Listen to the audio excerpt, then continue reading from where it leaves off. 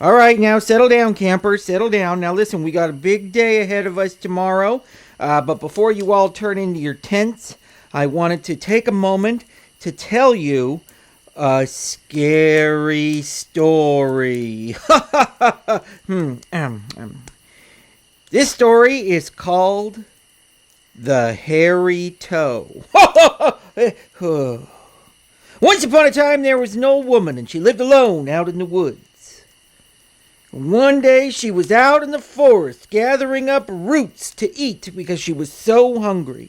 And as she stooped down to pick a root that she saw there in the leaves a hairy toe. It was not connected to any sort of person. It was just a hairy toe right there in the leaves.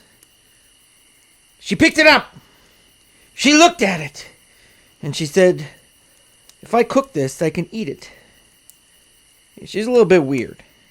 But she took the toe home. She put it into a pot, and she made some hairy toe soup. She ate that soup, and it felt good. She was happy. She closed up her house for the night. She went to bed.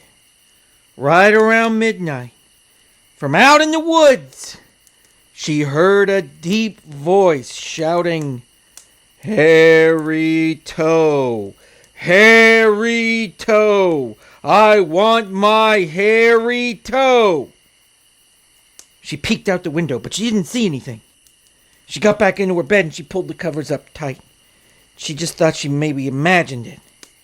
But about an hour later at 1 a.m., she heard from out in the woods, but this time right outside her cabin, "Hairy toe, hairy toe, I want my hairy toe."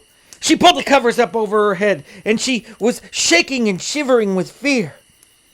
But then she started to relax as she didn't hear it again. But then, at 2 a.m., right outside her door of her cabin, she heard, "Hairy toe, hairy toe, I want my hairy toe." Did she say burrito? No, she didn't say burrito. Would you please let me finish the story? Sorry. She ran to the front door. She bolted it. She put some furniture in front of it. She ran back into bed. She pulled the covers up over her head. She was panicking in fear. Suddenly, the door of her cabin burst open.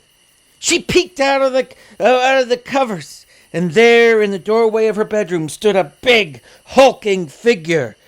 And it said, "Hairy toe, hairy toe, I want my hairy toe." Well, the old woman, she was so scared. She sat up in bed and she said, "Well, I ate it."